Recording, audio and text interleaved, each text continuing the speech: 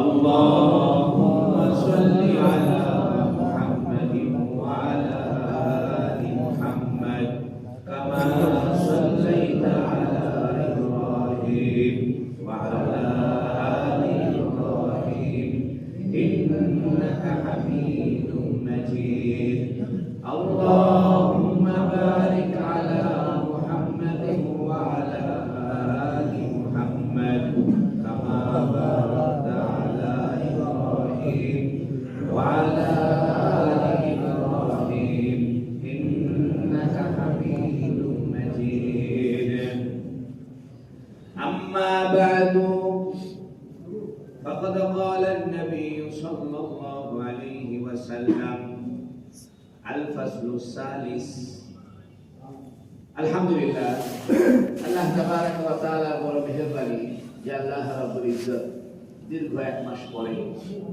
আল্লাহর ঘরে বসে রাসূলুল্লাহ সাল্লাল্লাহু আলাইহি ওয়াসাল্লামের দারসে হাদিসের অনুষ্ঠানে বসার তৌফিক দান করেছেন বলুন আলহামদুলিল্লাহ। আজকের হাদিস আমরা ঈমান সংক্রান্ত হাদিস জানছিলাম এবং ঈমান বিষয়ে আলোচনার সর্বশেষ অধ্যায় আজকের আলোচনা। আপনারা জেনেছেন যে মিশকাত শরীফে 3টি করে অধ্যায় থাকে প্রত্যেক শিরোনামে। প্রথম অধ্যায়ে বুখারী মুসলিম শরীফের হাদিস বর্ণিত হয়, দ্বিতীয় অধ্যায়ে দ্বিতীয় পরিচ্ছেদে বলেন বুখারী মুসলিম বাদে সিয়াসিত্তার বাকি 4 কিতাব তিরমিজি, আবু দাউদ, নাসাই, ইবনে মাজাহ শরীফের হাদিস থাকে। আর বাকি তৃতীয় অধ্যায়ে আরো অন্যান্য কিতাবের হাদিসও উল্লেখিত হয়। আমরা আজকে শুনব আন উবাদা বিন সামিত রাদিয়াল্লাহু তাআলা আনহু, উবাদা বিন সামিত রাদিয়াল্লাহু আনহু থেকে বর্ণিত قال হযরত উবাদা বিন সামিত রাদিয়াল্লাহু আনহু বলেন সামিতু রাসূলুল্লাহ সাল্লাল্লাহু আলাইহি ওয়াসাল্লাম, আমি রাসূলুল্লাহ সাল্লাল্লাহু আলাইহি ওয়াসাল্লাম থেকে শুনেছি, ইয়াকুলু, নবী বলছেন, মান শাহিদা আল্লা ইলাহা ইল্লাল্লাহ, যে ব্যক্তি সাক্ষ্য দিবে আল্লাহ ছাড়া কোনো মাবুদ নাই, ওয়া আন্না মুহাম্মাদার রাসূলুল্লাহ, এবং মুহাম্মদ আল্লাহর রাসূল, হারামাল্লাহু আলাইহিন নার, আল্লাহ তার উপরে জাহান্নামকে হারাম করে দিয়েছে। সুবহানাল্লাহ। রাওয়াহু মুসলিম।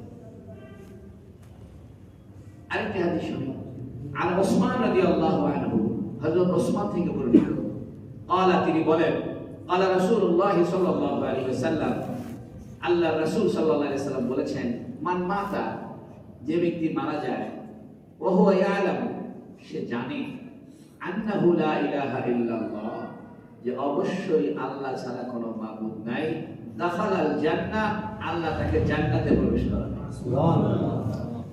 দুইটি হাদিস আমরা পাশাপাশি পেলাম। একটা হাদিসে পেলাম যে আল্লাহ জাহান্নামকে হারাম করবে, তাহলে প্রশ্ন হতে পারে সে তাহলে যাবে কোথায়? জাহান্নামে না গিয়ে যাবে কোথায়?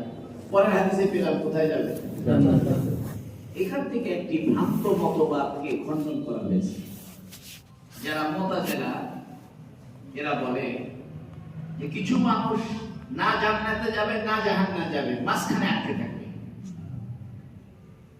ওরা বলে, এটাকে বলে আরাফ, অর্থাৎ জাহান্নামেও যাবে না জান্নাতেও যাবে না। এই বক্তব্য খণ্ডন করা হলো দুইটি হাদিসের মাধ্যমে। কারণ প্রথম হাদিসে আমরা জানলাম যারা লা ইলাহা ইল্লাল্লাহ স্বীকারোক্তি করে তাদের উপরে জাহান্নাম হারাম, অর্থাৎ জাহান্নামে যাবে। আর যদি জাহান্নামে না যায় কোথায় যাবে? জান্নাত আর জাহান্নামের মাঝখানে কোনো ব্যাপার নাই। এই কথাটা আমরা বুঝলাম, এই দুইটি হাদিস পাশাপাশি থাকা থাকে। আরেকটি কথা আমরা জানলাম যে আগের হাদিসে ছিল যে নাকি লা ইলাহা ইল্লাল্লাহ সাক্ষ্য দেয়। প্রশ্ন হতে পারে কেউ যদি বোবা হয় অথবা মৃত্যুর সময় মৃত্যু যন্ত্রণায় সে মুখ দিয়ে কলেমা পড়তে পারেনি, অথবা আরবি ভাষায় সে জানে না, তার কি হবে? ওইটার উত্তর পরের হাদিসে পাওয়া গেল। যে পরের হাদিসে রাসূল সাল্লাল্লাহু আলাইহি ওয়াসাল্লাম বলেছেন যে ওয়া হুয়া ইয়ালাম, অর্থাৎ তিনি জানেন, অর্থাৎ মৃত্যুর সময় মুখ দিয়ে কলেমা যদি উচ্চারণ করতে নাও পারে, শুধু যদি তার অন্তরে এটা জানা থাকে, তবু আল্লাহ তাকে জান্নাত দিয়ে দিবেন। আরেকটা প্রশ্নের উত্তর হয়ে গেল, সেটি হলো কেউ যদি বোবা হয়, তো কেউ বুঝতে পারে, কোন নাস্তিক কোন অবিশ্বাসী বলতে পারে তোমাদের হাদিসে আছে যে ব্যক্তি কলেমা পড়বে, তো যে ব্যক্তি বোবা সে তো কলেমা পড়তেই পারে না। তো ওইটার উত্তর আমরা পেয়ে গেলাম যে পরের হাদিসে নবী আলাইহিস সালাম বলেছেন ওহুয়া ইয়ালামু, অর্থাৎ সে জানা অবস্থায়। তাহলে কলেমা পড়াটা দরকার না জানাটা দরকার? জানাটা। এই জন্য ফকিররা আমাদের দেশে যারা ভিক্ষা করে, এরা কলেমা পড়ে পড়ে ভিক্ষা করে। এরা কি কলেমা বলে কি কলেমা অন্তরে ধারণ করে ভিক্ষা করে না ভিক্ষা চাওয়ার জন্য কলেমা পড়ে? ভিক্ষা চাওয়ার জন্য কলেমা পড়লে কোনো সওয়াব নাই। এই জন্য আল্লাহ পাক কলেমাকে এত সহজ করেছেন। এটা আমি একদিন বলেছি যে লা ইলাহা ইল্লাল্লাহ এই বাক্যটার ভিতরে এমন কোনো বর্ণমালা নেই যে বর্ণমালা উচ্চারণ করতে ঠোঁট ব্যবহার করতে হয়। কেউ যদি ঠোঁট ব্যবহার না করে, দুই ঠোঁট বন্ধ রাখে, তবু সে লা ইলাহা ইল্লাল্লাহ শুধু জিহ্বা নাড়াইলেই কি, আপনারা প্র্যাকটিস করে দেখেন, দুই ঠোঁট বন্ধ করেন আর লা ইলাহা ইল্লাল্লাহ পড়েন।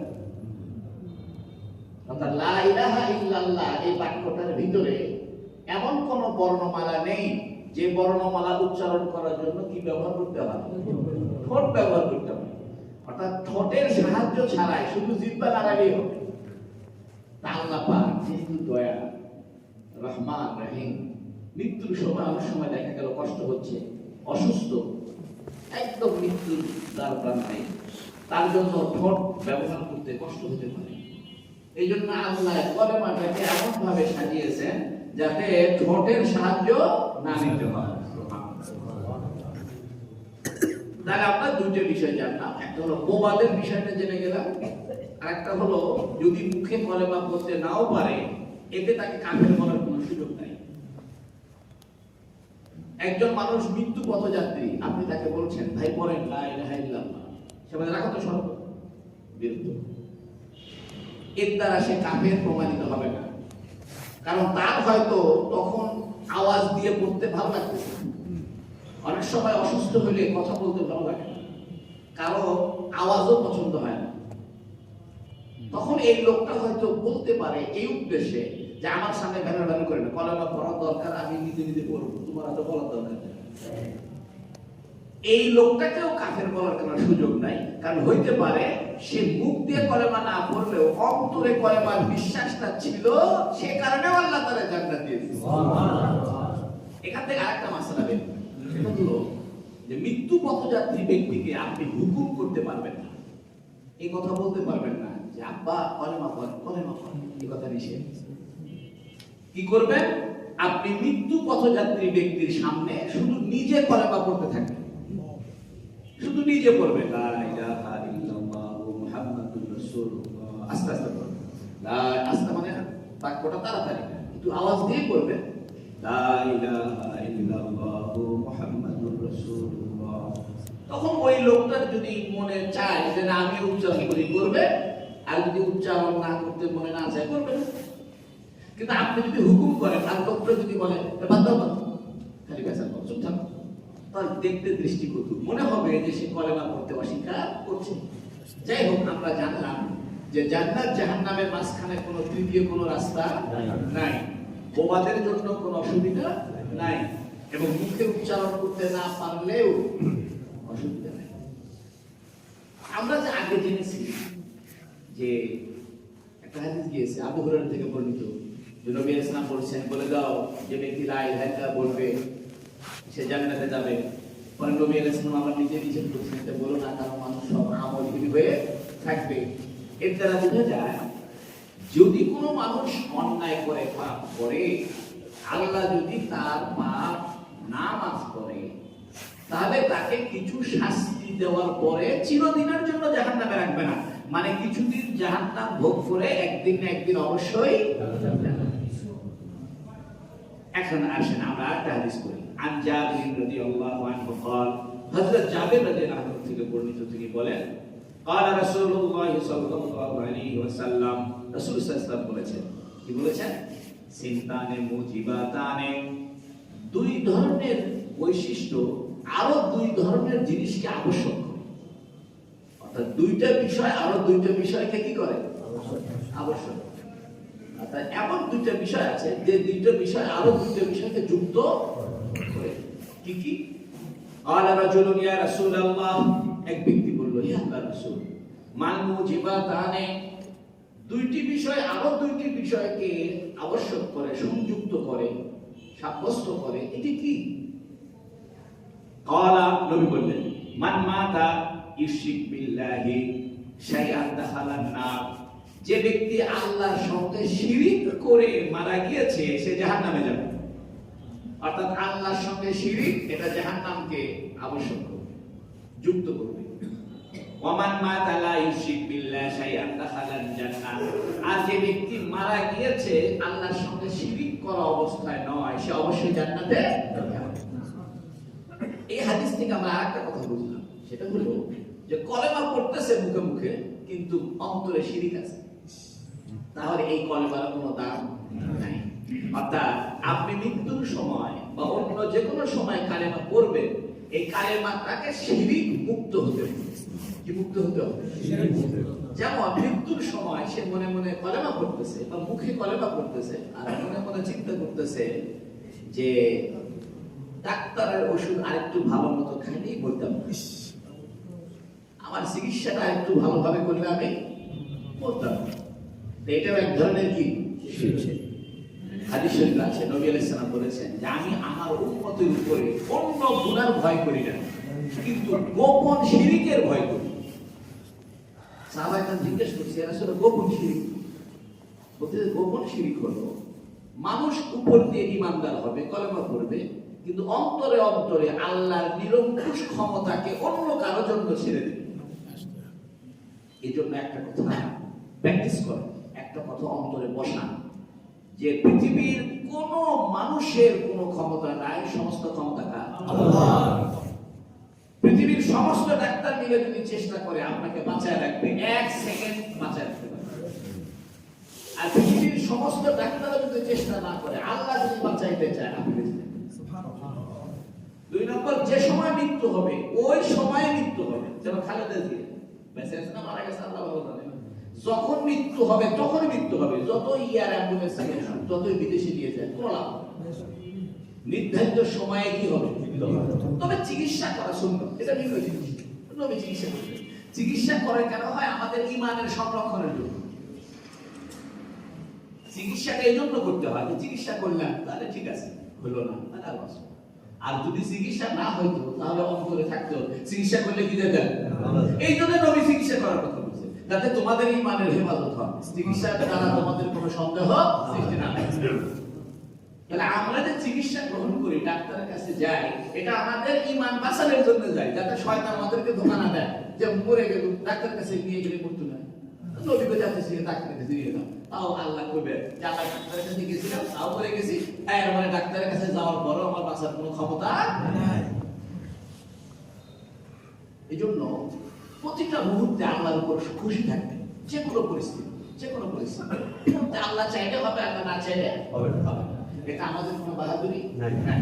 যেমন আমি ঢাকা থেকে আসতেছি, আমারও তো অস্থিরতা থাকার কথা, এক মাস পর পর হাদিসের অনুষ্ঠান হয়, আর এই হাদিসের দর্শের দ্বারা আপনাদের সে লাভ আমার বেশি হবে। আমার আধ্যাত্মিক লাভও হয়, দুনিয়াবি লাভও হয়, জ্ঞানগত লাভও হয়।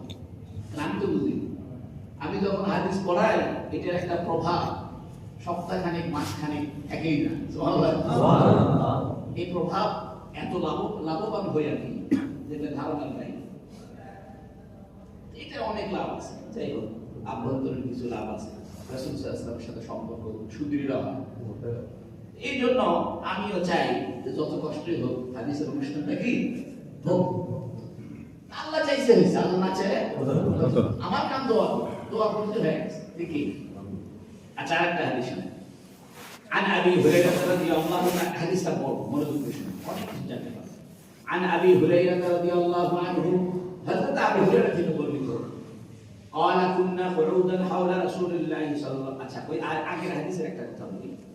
ওই যে সাহাবাইকে জিজ্ঞেস করছে, ইয়া রাসূলুল্লাহ, দুইটা বিষয় আরো দুইটা বিষয়কে সাব্যস্ত করে, আবশ্যক করে। তাহলে বুঝা গেল প্রশ্ন করা সুন্নাত। ওস্তাদের কাছে প্রশ্ন করা বেয়াদবি হবে না। জানার জন্য প্রশ্ন করা কি হবে না? বেয়াদবি হবে না, এবং প্রশ্ন করাটাই ভালো। এবার একটা নতুন হাদিস। হযরত আবু হুরায়রা রাদিয়াল্লাহু আনহু থেকে বর্ণিত, তিনি বলেন, কুন্না কুউদান হাওলা রাসূলিল্লাহ সাল্লাল্লাহু আলাইহি ওয়াসাল্লাম, আমরা একদিন রাসূল সাল্লাল্লাহু আলাইহি ওয়াসাল্লামের পাশে বসেছিলাম। হাওল বলা হয় গোলাকার, আর আমরা নবীকে নিয়ে গোল হয়ে বসেছিলাম। এর দ্বারা বোঝা যায় যে এমনি হাদিসের দর্শ বা হাদিসের শিক্ষা পাঠদান বা কোরআনের পাঠদান, এটা গোল হয়ে বসায় কি? ওয়া মা'আনা আবু বকর ওয়া ওমর রাদিয়াল্লাহু আনহুমা, আমাদের সঙ্গে আবু বকর ওমরও ছিলেন। তো নবীও বসে আছেন, আমরা সাহাবীরা বসে আছি, সাথে আবু বকর ওমরও আছেন। ফি নাফারি, কিছু মানুষের মাঝে। নাফার বলা হয় 3 থেকে 9, অর্থাৎ আমরা খুব বেশি মানুষ ছিলাম, 3 থেকে 9 এর ভিতরে। ফাকামা রাসূলুল্লাহ সাল্লাল্লাহু আলাইহি ওয়াসাল্লাম, তো নবী রাসূল দাঁড়িয়ে গেছেন। মিন বাইনি আযহুরিনা, আমাদের মাঝ থেকে। ফাআবতা আলাইনা, দীর্ঘ সময় নবী আমাদের থেকে বিচ্ছিন্ন থাকতেন। অর্থাৎ আমরা সবাই বসে আছি, নবী রাসূল আমাদের মাঝে আছেন। তো নবী রাসূল উঠে চলে গেলেন। দীর্ঘ সময় আসতেছে না, আসে না। ওয়া খাশিনা আন ইউক্তাতা দুনানা, আমরা ভয় করলাম যে আমাদের ছাড়া তিনি কোনো বিপদে পড়েছেন কিনা। কারণ আমরা যদি নবীর সাথে থাকি, নবী কোনো বিপদে পড়লে আমরা আগে যেতাম, কিন্তু আমরাও এখানে, আবু বকর ওমর, আমরা সবাই এখানে, নবী রাসূল উঠে চলে গেছেন, আমরা ভয় করতেছি যে হয়তো আমাদের ছাড়া নবী কোনো সমস্যায় পড়েছেন কিনা। ফাফাজিনা, আমরা একটু ভীত হয়ে গেলাম, জানা আছে নবী কোনো শত্রু আক্রমণ করেছে কিনা বা কোনো বিপদ হয়েছে কিনা। ফাকুমনা, আমরাও দাঁড়াই। এখান থেকে বোঝা যায় কিছু সময় নবী সাহাবীদের কাছে না থাকলে সাহাবীরা নবীকে এত ভালোবাসে যে নবীর বিচ্ছিন্নতা, নবীর অনুপস্থিতিতে সাহাবীদের কাছে খুব একটা ভালো লাগে না। তাই বলতেছে ফাকুমনা, এতে বোঝা যায় সাহাবায়ে কেরাম নবী 24 ঘন্টা খোঁজ রাখতেন, যে নবী কোথায় আছে, কি অবস্থা আছে, ভালো আছে, খাইছে কি খায়নি, কি অবস্থা আছে, সব সময় খোঁজে রাখতেন। মানে একটু খোঁজের থেকে বাইরে হলেই সাহাবায়ে কেরাম অস্থির হয়ে যেতেন। তখন বলতেছে ফাকুমনা, আমরাও দাঁড়াই। ফাকুনতু আউয়ালা মান ফাজা, আমি সর্বপ্রথম ব্যক্তি যে বেশি অস্থির হয়ে গেল। আবু হুরায়রা বলতেছে, এটা বোঝা যায় যে আবু হুরায়রা রাসূলের থেকে অনুপস্থিত থাকা একেবারেই পছন্দ করে না। উনি ওনার জীবনে 24 ঘন্টা বললেও ভুল হবে না, সব সময় রাসূলের সাথে। খালি রাসূল যখন ঘরের মধ্যে ঢুকতেন তখন উনি চলে যেতেন। আবার ফজরের নামাজের পর থেকে রাসূল যেখানে যায় সেখানে 24 ঘন্টা। এই জন্য আবু হুরায়রা বলতেছে, আমি হাদিস বলবো না, তোমরা হাদিস বলবে। তোমরা ব্যবসা করো, তোমরা কৃষি কাজ করো, চাকরি করো, আমার চাকরি নাই, কৃষি কাজ নাই, দোকানদারি নেই, কিছু নেই। আমি নবীর কাছে যা হাতিয়ে আসে নবী আমাদের দেয়, আমি খাই। তাছাড়া 24 ঘন্টা কাজ আসতে দেখো, আমি সর্বপ্রথম ভয় পেয়ে গেলাম। ফাখারাস্তু, আমি বের হলাম। আবদাগি রাসূলুল্লাহ সাল্লাল্লাহু আলাইহি ওয়াসাল্লাম, নবীকে অনুসন্ধান করার জন্য আমি বের হলাম। হাত্তা আতাইতু হায়াতানিল আনসার লিবানি নাজ্জার, বনু নাজ্জারের একটা গোত্রের নাম। বনু নাজ্জারের আনসারীদের এক আনসারী বাগানের দেওয়ালের কাছে আমি পৌঁছলাম। বনু নাজ্জার একটা গোত্রের নাম। এই বনু নাজ্জার গোত্রের যারা আনসার, কোন এক আনসারী ভাইয়ের একটা খেজুরের বাগান আছে, ওই বাগানের দেওয়ালের এখানে পৌঁছলাম। এই হাদিসের এই অংশ দ্বারা বোঝা যায় এই ঘটনাটা কুবা এলাকায় হয়েছে। কোন এলাকায় বলছে? কারণ কুবা এলাকায় বসবাস করে বনু নাজ্জার। আর বনু নাজ্জার হলো নবীর নানা বাড়ির আত্মীয়স্বজন। নবী যে সাল্লাল্লাহু আলাইহি ওয়াসাল্লাম উনি যে মক্কা থেকে মদিনায় আসছেন, এসে সর্বপ্রথম কুবা এলাকায় উঠছিলেন। আর কুবা এলাকায় যে গোত্রের ভিতরে উঠছিলেন এটা হলো বনু নাজ্জার। বনু নাজ্জারের গোত্রের আরেকটা কথা বোঝা গেল, বাগান দেওয়াল দিয়ে ঘিরে রাখা ভালো, যাতে চোর চুরি না করে। আপনি করতেছেন বাগান বানাইছে, আম গাছ প্রোটেকশন দিলেন না, এটা ঠিক নয়। বরং দেওয়াল দিয়ে ঘিরে রাখাটা কি উত্তম, যাতে বাহিরের কুকুর এগুলো বা চুরি চামারি না করে। দেওয়াল দিয়ে ঘিরে দিলে কোনো সমস্যা নাই। ফাদুরতু বিহি, তা আমি ওই দেওয়ালের সাইডে গেলে ঘুরতেছি, হাল আজিবুল্লাহু বাবান, যে বাগানে ঢোকার কোনো দরজা পাই কিনা। ফালাম আজিব, কিন্তু আমি কোনো ঢোকার কোনো দরজা পাচ্ছি না। ফাইদান রাবিউন, দেখলাম ছোট্ট একটা পানির নালা, ইয়াদখুলু ফি জাওফি হাইতিন মিন বিইরিন খারিজাতিন, বাহিরের একটা কুয়া থেকে পানি নালা হয়ে ওই দেওয়ালের ছিদ্র ভেদ করে ভিতরে ঢুকছে। আমি দেখলাম যে দেওয়ালের বাইরে একটা কুয়া, ওই কুয়ার থেকে পানি প্রবাহিত হচ্ছে এবং ওই বাগানের দেওয়ালটা যে ঘেরা আছে দেওয়াল দিয়ে, ওই দেওয়ালের একটা জায়গা ছিদ্র হয়ে ওই দিকে কি যাচ্ছে পানি। এখানে অনেক মুহাদ্দিস বলছেন যে দুইটা অর্থ হতে পারে। একটা অর্থ হতে পারে যে কুয়াটাই বাইরে, খারেজা মানে বাইরে, খারেজ মানে বাইরে, দাখিল মানে ভিতরে, অথবা এই কুয়াটা খারেজা নামের কোন ব্যক্তি, খারেজা নামের কোন ব্যক্তি। যেমন অনেক সময় দেখা যায় এক ব্যক্তির নাম মনে করেন যে মিষ্টি, কি নাম হচ্ছে মিষ্টি দিয়ে গেল, এর দুটো অর্থ হতে পারে। একটা হলো রসগোল্লা দিয়ে গেছে, অথবা মিষ্টি নামক একটা ব্যক্তি কিছু দিয়ে গেছে। কথা বুঝতে পারছেন কি? তো এই জন্য এখানে যে খারেজা শব্দটা আছে, এই শব্দটা আরবি গ্রামার অনুযায়ী দুই রকম হতে পারে।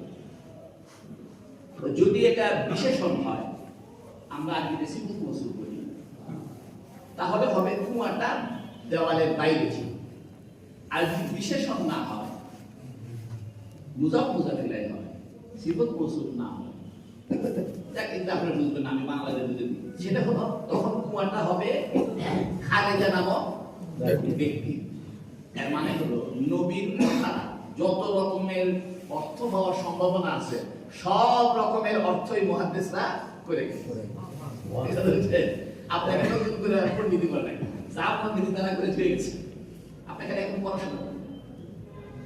এই জন্য গ্রামাটিক্যাল ব্যাকরণগত পার্থক্যের কারণে কি কি অর্থ হতে পারে সেগুলোও কি হয়ে গেছে, চিহ্নিত হয়ে গেছে। এখন বলতেছে ওয়ারাবিয়াল জাদওয়াল, রবি হলো জাদওয়াল। আচ্ছা, রবি বলা হয় ছোট নালাকে, পানির নালাকে কি বলে? রবি। কিন্তু আমরা জানি রবি মানে মৌসুম, যেমন রবিউল আউয়াল, আমরা মাসের নাম আছে না, রবিউল আউয়াল, রবিউল সানি। রবিউল আউয়াল মানে প্রথম পানির নালা, তা তো নয়। রবিউল আউয়াল মানে প্রথম মৌসুম, অর্থাৎ আরব দেশে যে খেজুর ওঠার যে প্রথম মৌসুম সেটাকে বলে রবিউল আউয়াল। আর দ্বিতীয় মাসে যে আবার ফসল ওঠে সেটার নাম রবিউল সানি। অর্থাৎ খেজুর তো সব একসাথে পাকে, কিছু খেজুর পাকছে প্রথমবারে, যেগুলো পাকছে ওইগুলো কেটে নিয়ে আসছে। যে মাসের প্রথমবারের পাকা খেজুরগুলো কেটে আনে ওই মাসের নাম কি?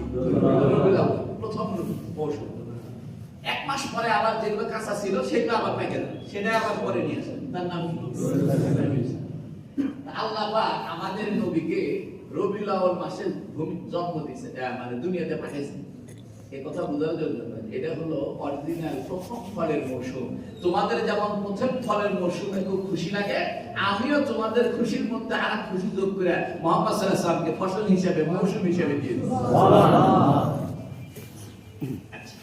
তাই মুহাদ্দিস বলতেছে ওয়ারাবি আল জাদওয়াল, অর্থাৎ নালা, এটা মানে মৌসুম নয়, এটা হলো নালার অর্থ। এখন প্রশ্ন হলো, মৌসুম আর নালা একই শব্দ? রবির এক অর্থ নালা, নালা বুঝুন, লালা কয় আমার কাছে, আবার মৌসুম, একই আরবি শব্দ, দুই অর্থ দিতে সম্পর্ক। তো মুহাদ্দিসিনে কেরাম বলতেছেন যে মৌসুমের যে ফসল পাকে, ওই ফসলের জন্য কিন্তু পানির দরকার। যে বাগানে আপনি পানির স্রোত ঢুকাবেন না, পানির নালা ঢুকাবেন না, ওই বাগানে ফসল হবে না। তাহলে ফসল হওয়ার সাথে পানির নালার কি আছে? সম্পর্ক আছে। এই জন্য রবির এক অর্থ হয় নালা, আর এক অর্থ হয় ফসলের মৌসুম। এই জন্য আরবি ভাষায় একই শব্দ পরস্পর দুই অর্থ দেয়, তা মানুষ বুঝে না।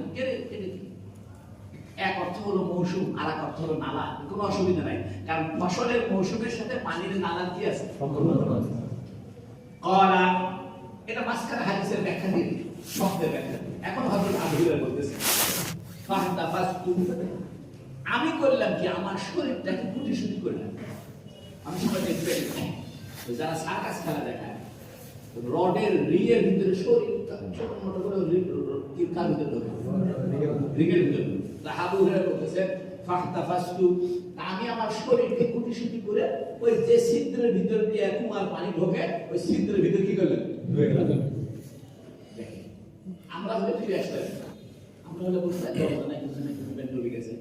সাহাবী আবু হুরায়রা বাপ রে বাপ বুঝছে না, আমার নবী আমার খুঁজে বের করে দেখি তো এই বাগানের মতো তো থাকতে পারে, রাস্তা নাই দরজা নাই, ওই তাও ঢুকছে।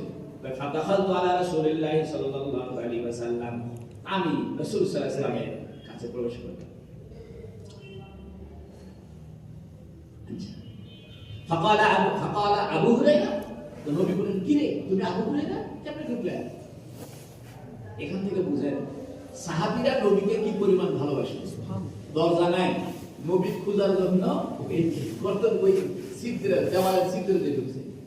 এখান থেকে একটা মাসলা বের হলো যে শরীরকে গুটি সুটি করে সিপা সাপি করে কোন সিটে জায়গার ভিতর ঢোকা যায় না, বুঝছেন? তো নবী আবু হুরায়রাকে দেখে বলতেছে আবু হুরায়রা, ফাকুলতু নাম ইয়া রাসূলুল্লাহ, হে আল্লাহর রাসূল, হ্যাঁ আমি আবু হুরায়রা। ক্বালা মা শাআনুকা, কি অবস্থা তোমার, মানে কেন এখানে ঢুকলেন?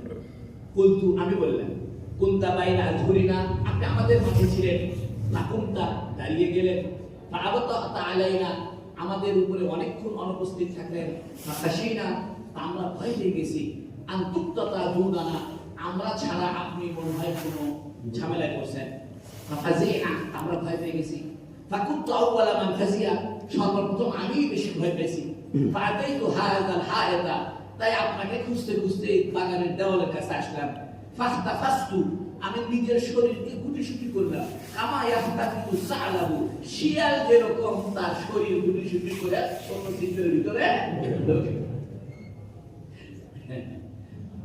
তো বোঝা গেল উদাহরণ দিয়ে কথা বলা যায় না, উদাহরণ দিয়ে কথা বলা যায় না।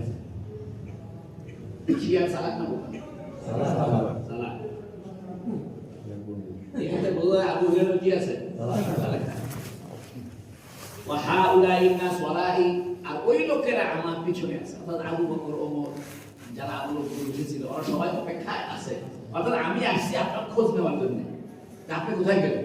আপনার খোঁজ খবর পাইলে আমি আবার যাই ওদেরকে বলবো রাসূলের কোনো বিপদ আপদ হয়নি, রাসূল বাগানের ভিতরে আছে। ফাকালা, তখন নবী বললেন ইয়া আবু হুরায়রা, হে আবু হুরায়রা, ওয়া আতানি আলাইহি, নবী আমাকে তার দুটো জুতা দিলেন। কি দিলেন? দুটো জুতা দিলেন। ফাকালা, নবী বললেন ইযহাব বিনা আলাইয়া হাতাইনি, তুমি আমার এই দুইটা জুতা নিয়ে যাও। ফামান লাকিয়াকা, তোমার সঙ্গে যার দেখা হবে, মিন ওয়ারাই হাযাল হায়াত, এই দেওয়ালের বাইরে, ইয়াশহাদু আল্লা ইলাহা ইল্লাল্লাহ, যে নাকি লা ইলাহা ইল্লাল্লাহ সাক্ষী দেয়, মুস্তাইকিনান বিহা, লা ইলাহা ইল্লাল্লাহকে ইয়াকিন করে অন্তরে বিশ্বাস করে যে এই লা ইলাহা ইল্লাল্লাহ সাক্ষী দিবে, মুস্তাইকিনান বিহা কলবু, তার অন্তর দৃঢ় বিশ্বাস করে লা ইলাহা ইল্লাল্লাহকে সাক্ষ্য দিবে, ফাবাশশিরহু বিল জান্নাহ, তুমি তাকে জান্নাতের সুসংবাদ দিও। সুবহানাল্লাহ। ফাকান আউওয়ালা মান লাকিতু উমর, সর্বপ্রথম আমার ওমরের সাথে দেখা। নবীর দুটো জুতা আমি কোমরে নিচে নিয়ে খুশিতে আসতেছি, যে বলে দিব লা ইলাহা ইল্লাল্লাহ বললে কি জান্নাতে যাবে। এই কথা বলার জন্য আমি রাস্তাতে আসতেছি, রাস্তার মধ্যে কার সাথে দেখা? ওমরের সাথে। ফাকালা, নবী বলেন মাহাতানা আলানি ইয়া আবু হুরায়রা, এ আবু হুরায়রা, এই দুই জুতা কার, বা এই জুতা কোথায় পাই? দুটো অর্থ, যদি হয় জুতা দুটো কোথায় পাইলে, তাহলে অর্থ হবে আবু ওমর আগে থেকে চিনে এটা রাসূলের জুতা, সেজন্য বলতে জুতা কই পাই। আর যদি রাসূল সাল্লাল্লাহু আলাইহি ওয়াসাল্লামের জুতা ওমর না চিনে, তাহলে অর্থ হবে কিসের জুতা, কার জুতা? বলতু, আমি বললাম হাতানে নালানে নালা রাসূলুল্লাহ সাল্লাল্লাহু আলাইহি সাল্লাম, এটা রাসূল সাল্লাল্লাহু আলাইহি ওয়াসাল্লামের জুতা। ইয়াবাসুনি বিহিমা, এই দুই জুতা তিনি আমাকে দিয়েছেন, দিয়া পাঠিয়েছেন, এই দুই জুতা দিয়ে আমাকে পাঠিয়েছেন। একটা কথা বলার জন্য পাঠিয়েছেন, সেটা কি? মান লাকিতু ইয়াশহাদু আল্লা ইলাহা ইল্লাল্লাহ মুস্তাইকিনান বিহা কলবুহু, যার অন্তর সুদৃঢ়ভাবে লা ইলাহা ইল্লাল্লাহ সাক্ষী দিবে, এরকম কোন ব্যক্তির সাথে যদি আমার সাক্ষাৎ হয়, ফাবাশশারতুহু বিল জান্নাহ, আমি তাকে জান্নাতের সুসংবাদ দিব। সুবহানাল্লাহ। এটা বলার জন্য আমি এই নবীর এই দুই জুতা নিয়ে বেরিয়েছি। হাজারাবা উমর বাইনা সাবিয়াইয়া, ওমর আমার বুকের মধ্যে মারছে থাবা। ওমর আমার আবু হুরায়রা বুকের মধ্যে জোরে ধাক্কা মারছে। ফাহাজারতু লিইসতি, আমি সিট হয়ে পড়ে গেছি। ইস্তুত মানে নিতম্ব, ইস্তুত মানে কি? অর্থাৎ পড়ে গেছি আমি, আমার নিতম্বর উপরে পড়ে গেছি। মানে ধাক্কা মারছে তো, ধাক্কা মেরে পিছন দিক করে মশার উপরে ঠ্যাক করে পড়ে গেছি। দাদা বুঝে দিল। ফাকালা, অতঃপর ওমর বলে, ইরজি, ফিরে যাও। ইয়া আবু হুরায়রা, ইয়া আবু হুরায়রা, ফিরে যাও। ফারাজাতু ইলা রাসূলিল্লাহি সাল্লাল্লাহু আলাইহি ওয়াসাল্লাম, আমি রাসূল সাল্লাল্লাহু আলাইহি ওয়াসাল্লামের কাছে ফিরে আসলাম। ফাআজহাশতু বিল বুকা, ক্রন্দন আমাকে হেসকি দেওয়া ছিল, অথবা কাঁদতে কাঁদতে আমি অভিযোগ করলাম, কাঁদতে কাঁদতে রাসূলের কাছে অভিযোগ করলাম। ওয়ারাকিবানি আমর ইজান হুয়া আলা আযানি, হঠাৎ দেখে কি আমার কাঁধের কাছে ওমর, অর্থাৎ আমার পিছনে ওমর দাঁড়িয়ে আছে। আমি রাসূলকে যখন অভিযোগ করতেছি যে ইয়া রাসূলুল্লাহ, আপনার এই কথা লা ইলাহা ইল্লাল্লাহ যে পড়বে সে জান্নাতে যাবে, এই কথা বলার জন্য আমি গেছি, ওমর আমাকে ধাক্কা দিয়ে ফেলে দিয়েছে, এই কথা অভিযোগ দিচ্ছি। তো অভিযোগ দিতেই তাকে দেখে আমার সাথে কে দাঁড়ায় আছে, মানে ওমরও পিছনে পিছনে সে দাঁড়িয়ে আছে। ফাকালা রাসূলুল্লাহ সাল্লাল্লাহু আলাইহি ওয়াসাল্লাম, রাসূল সাল্লাল্লাহু আলাইহি ওয়াসাল্লাম বললেন, মা লাকা ইয়া আবা হুরায়রা, আবু হুরায়রা তোমার কি অভিযোগ, কি হয়েছে? কুলতু, আবু হুরায়রা বলতেছেন যে আমি বললাম, লাকিতু উমর, আমি ওমরের সঙ্গে দেখা হয়েছে। ফাখবারতুহু, আমি ওমরকে অবহিত করছি, বিল্লাযী বাসনানি বিহি, যে সংবাদ দিয়ে আপনি আমাকে প্রেরণ করেছিলেন সেই সংবাদ দিয়ে যাইতে ওমরকে সংবাদ দিয়েছি। ওমর আমার কাছে ফাজারাবা বাইনা সাদিয়াইয়া জারবাতান, তো ওমর আমার বুকের মধ্যে জোরে ধাক্কা মারছে। খালারতু লিইসতি, তা আমি আমার নিতম্বের উপরে পড়ে গেছি, অর্থাৎ সিট হয়ে পড়ে গেছি। ফাকালা ইরজি, তো ওমর বলছে ফিরে যাও।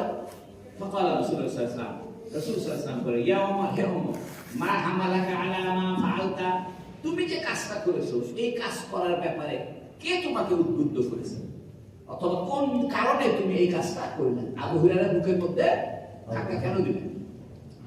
ক্বালা, হযরত ওমর বলছেন, ইয়া রাসূলুল্লাহ, হে আল্লাহর রাসূল, বিআবি আনতা ওয়া উম্মি, আমার বাবা আমার মা আপনার জন্য কুরবান হোক। সুবহানাল্লাহ। আবাস্তা আবু হুরায়রা বিনালাইকা, আপনি কি আবু হুরায়রাকে দুইটা জুতা দিয়ে পাঠাইছেন? মান লাকা ইয়াশহাদু আল্লা ইলাহা ইল্লাল্লাহ মুস্তাইকিনান বিহা কলবুহু, যে নাকি অন্তরে সুদৃঢ় বিশ্বাস রাখে লা ইলাহা ইল্লাল্লাহ পড়বে সে বেহেশতে যাবে, এই কথা বলে আপনি পাঠাইছেন? বাশশিরহু বিল জান্নাহ, আপনি তাকে জান্নাতের সুসংবাদ দিয়েছেন, এরকম কথা বলে পাঠাইছেন? ক্বালা নাম, বলে হ্যাঁ আমি এই কথা বলছি। ক্বালা ফালা তাফআল, হযরত ওমর বলে, ইয়া রাসূলুল্লাহ, এরকম করিয়েন না। ফাইন্নী আখশা, আমি ভয় করছি, আইয়াত্তাকিলান নাসু আলাইহা, মানুষ এই কলেমার উপরই ভরসা করে বসে থাকবে, অর্থাৎ কোন নামাজ রোজা হজ জাকাত কিছু করবে না, সুখালি ঘুষখালি চুরি চামারি সব করবে, আর বলবে রাসূল কি বলছে, লা ইলাহা ইল্লাল্লাহ বলে কোথায় যাব? জান্নাতে যাব।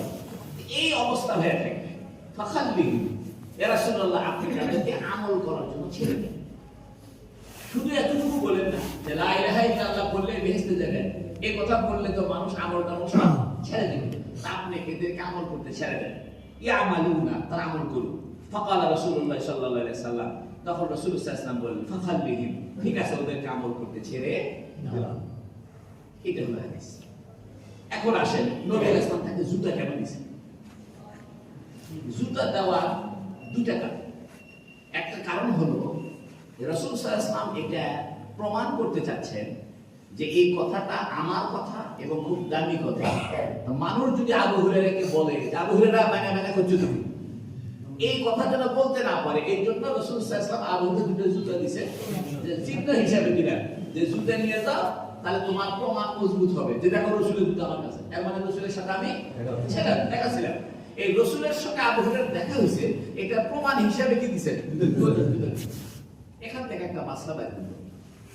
কেউ যদি আপনাকে বলে তুমি এখন অমুকের সাথে দেখা করে আসেন, আপনি ঠিক দেখা করছেন, পরে করছে দেখা করছি না করছি আমার বিষয়, তাহলে উচিত হবে যার সঙ্গে দেখা করবেন তাকে বলা, ভাই আপনার সাথে দেখা করলাম, আপনি আমার একটা প্রমাণ দেন, হয় আপনার একটা কলম আমারে দেন, না আপনাদের লিখিত কিছু দেন, না আপনার চাদরটা খুলে দেন বা জুতোটা খুলে দেন, কিছুটা দেন যাতে আমি প্রমাণ দেখাতে পারি। তার রাসূল সাল্লাল্লাহু আলাইহি সাল্লাম এটা সুদৃঢ় করলেন যে এই কথাটা আমার কথা, এটার মধ্যে কোনো দুই নম্বরই নাই। এটা প্রমাণ করার জন্য কি দিবেন? জুতো দিবেন। আরেকটা সম্ভাবনা হতে পারে, সেটা হলো রাসূল সাল্লাল্লাহু আলাইহি সাল্লামকে যখন আল্লাহ জানায় দিয়েছে, কারণ রাসূল সাল্লাল্লাহু আলাইহি সাল্লাম তো কোনো কথা আল্লাহর অনুমোদন ছাড়া বলেন না। তো যখন আল্লাহ জানায় দিয়েছে হে মুহাম্মদ তুমি বলে দিও কালেমা লা ইলাহা ইল্লাল্লাহ বলে জান্নাতে যাবে, নবী এমন খুশি হয়েছে, দেখছে আবু হুরায়রা পায়ও কি নাই, ওই যে তারা ধরো তো তোমার জুতো দিয়ে দাও, আমার জুতো দিয়ে দাও, তাহলে খুশিতে কি দিয়ে দিয়েছে? রাসূল সাল্লাল্লাহু আলাইহি ওয়াসাল্লাম যখন আল্লাহ থেকে জানতে পারছে যে লা ইলাহা ইল্লাল্লাহ বলে বেঁচে খুশির কথা না, বিশাল খুশির কথা। এই খুশির কথার জন্য নবীও খুশি হয়ে গিয়ে দিয়েছে। তাহলে বোঝা গেল আমাদের খুশির টাইমে কিছু হাদিয়া দেওয়া দরকার। আমরা যখন খুশি হব কোনো কারণে বা কোনো সংবাদের কারণে খুশি হব, কোনো ঘটনার কারণে খুশি হব, এই ঘটনার সাথে যে জড়িত থাকবে তাকে কি দেওয়া দরকার? হাদিয়া। সে মিষ্টি হোক, পাঞ্জাবি হোক, কলম হোক, জুতো হোক, স্যান্ডেল হোক, পাগড়ি হোক, আর একটা কথা হলো এই হযরত ওমর তাকে ধাক্কা দেয়। ওমর কি বেশি বুঝেন না? এটার প্রমাণ আছে, সেটা হলো হযরত ওমর যে তাকে ধাক্কা দিয়েছে, ধাক্কাটা একটু জোরেই মারছে। কেন জোরে মারছে? এই জন্য জোরে মারছে যাতে আবু হুরায়রা ধাক্কা খায়া উল্টে কার কাছে আসে, রাসূলের কাছে অভিযোগ দেয়। এই জন্যই ধাক্কা মারছে। সামান্য বাধা দিলে হয়তো ওমর করছে, আর আবু হুরায়রা বলছে আচ্ছা আপনার কাম আপনি, আমি আমার কাম। এমন করে মারছে যাতে আমরা সব না যায়, নেতা ভাই কোথায় যায়, এই জন্য ওমরও পিছনে পিছনে আসছে। এর মানে ওমর তাকে ধাক্কা দিয়ে আরেক জায়গায় চলে যায়। যদি চলে যেত তাহলে বোঝা গেল এটা বেদবি, কিন্তু উনি এইটার একটা সমাধান চায়। এই জন্য পিছে পিছে কে আসছে? আশাই বলতেছে হেদা কাবি অগ্নি ইয়া রাসূলুল্লাহ, আমার বাপ মা আপনার জন্য কোরবান, মানে ইয়া রাসূল আপনার কোনো কথা আমার অবিশ্বাস নাই। আবু হুরায়রা যে এই কথা বলছে এটাও আমার কোনো অবিশ্বাস নাই, আপনি বলছেন আবু হুরায়রা সঠিকই বলছেন। এই জন্য প্রথমেই বলতেছে আমার মা বাবা আপনার উপরে উৎসর্গ, এর মানে ইয়া রাসূলুল্লাহ আপনার প্রতি আমার কোনো অভিযোগ নাই, আমার কোনো বেয়াদবি নাই। তখন হযরত ওমর বলতেছে যে আপনি তাদেরকে আমল করার জন্য ছেড়ে দেন। নবী ইসলাম এটা গ্রহণ করছে। তাহলে বোঝা গেল মানুষের পরামর্শ গ্রহণ করা মাঝে মাঝে দরকার। নবী ইসলাম ও সাহাবীদের পরামর্শ গ্রহণ করতেন, কারণ আপনি যাদের সঙ্গে চলাফেরা করেন তাদের কারোই পরামর্শ আপনি কখনোই মানেন না, তাহলে থেকে আপনি মানবেন না। আপনারা যারা ভক্তবৃন্দ যাদের সঙ্গে আপনি থাকেন তাদের তো দুই চারটা পরামর্শ কি করতে হবে? মানতে হবে। এই কথা। দ্বিতীয় কথা, ওমরের মর্যাদা বোঝা গেল যে ওমর যেটা বুঝতে পেরেছে, যে পরামর্শ দিয়েছে, এই পরামর্শ নবী কি করেছেন? গ্রহণ করেছেন। এর দ্বারা ওমরের মর্যাদা বাড়লো না কমলো? এখন যাদের অন্তরে সাহাবী বিদ্বেষ, তারা মনে করবে আর যাদের অন্তরে সাহাবীদের মহব্বত, তারা বলবে দেখো ওমরের ব্যাখ্যাটাকে রাসূল কি করছে?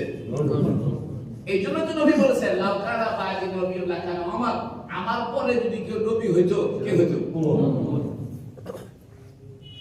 তাহলে বোঝা গেল যে শুধু লা ইলাহা ইল্লাল্লাহ বলে বসে থাকার কোনো সুযোগ নাই।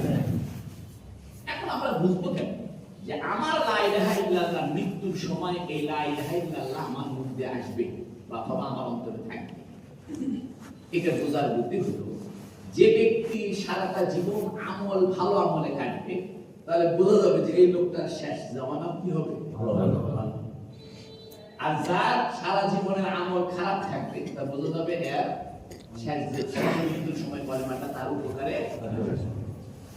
আচ্ছা এবার আসি وعن معاذ بن جبل الحديث هذا معاذ بن جبل قال তিনি বলেন قال لي رسول الله صلى الله عليه وسلم নবী আলাইহিস সালাম আমাকে বললেন মাফাতিহুল জান্নাহ শাহাদাতু আল্লা ইলাহা ইল্লাল্লাহ, জান্নাতের চাবি হলো লা ইলাহা ইল্লাল্লাহ।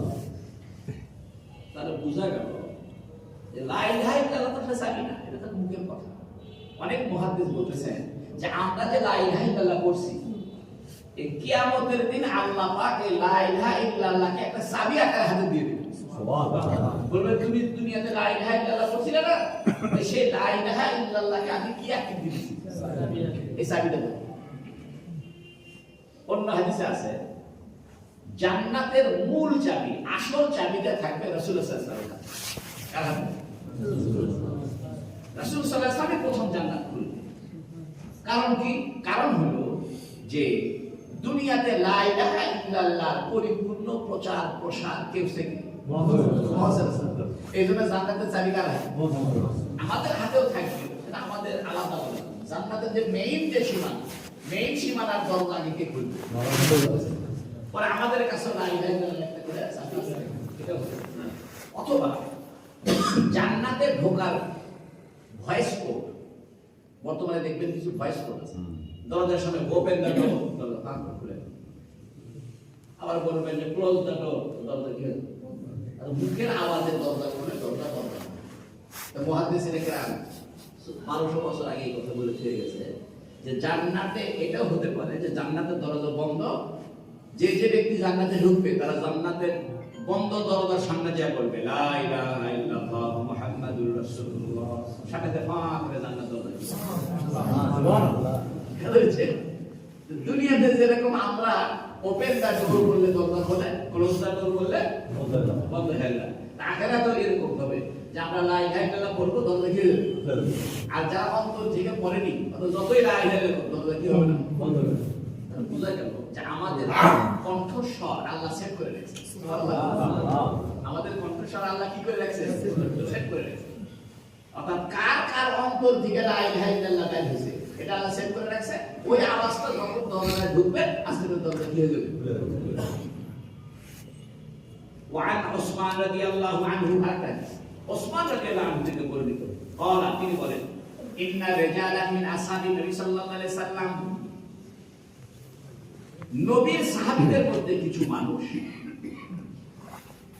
হিনা তুফিয়া খাজিনু আলাইহি, যখন নবী ইন্তেকাল করে গেলেন তখন তারা খুব ব্যথিত। অর্থাৎ নবীর যখন মৃত্যু হয়ে গেল সাহাবীরা সব কি হয়ে গেল? ব্যথিত। হাত্তা কাদা বাযু ইউসবিসু, এক পর্যায়ে তাদের কেহ কেহ ওয়াসওয়াসায় পড়ে গেল, সন্দেহে পড়ে গেল। সন্দেহটা কয়েক রকম। একটা সন্দেহ হলো নবী মারা গেল, আরেকটা হলো যে নবী মারা গেল এখন ইসলামের কি, আরেকটা হলো যে নবী মারা গেল আমার তো জানার কথা ছিল, অনেক বাকি ছিল যে জানতে পারলাম।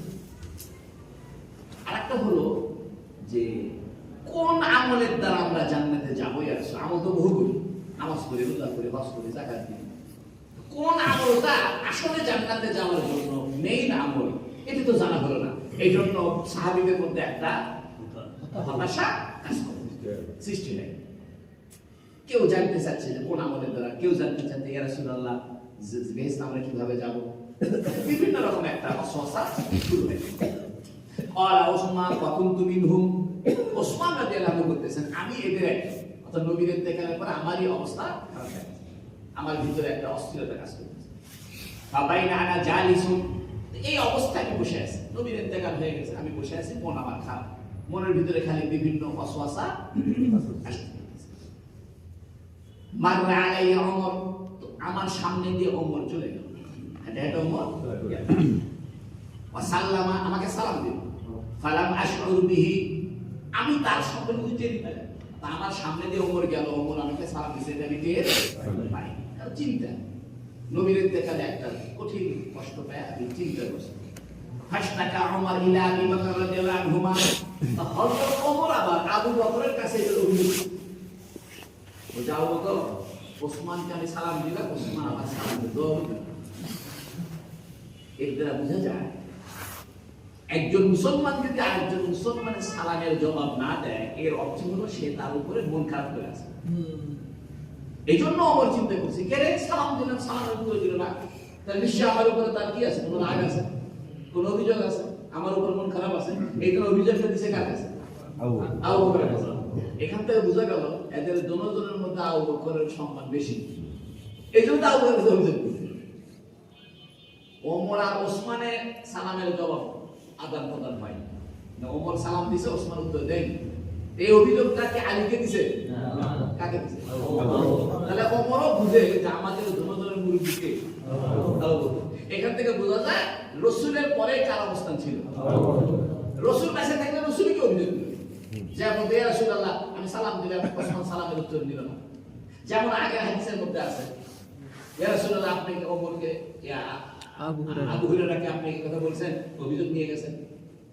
আবু হুরায়রা অভিযোগ নিয়ে গেছেন কার কাছে? রাসূলের কাছে। ওমরও পিছে পিছে আসছে। রাসূলের যখন ইন্তেকাল হয়ে গেছে, অভিযোগ দিছে কার কাছে? বুঝা গেল নবীর পরে কার মর্যাদা আছে? তখন হযরত ওমর বলতেছে, সুম্মা আকবালা হাত্তা সাল্লামা, অতঃপর ওমর আবার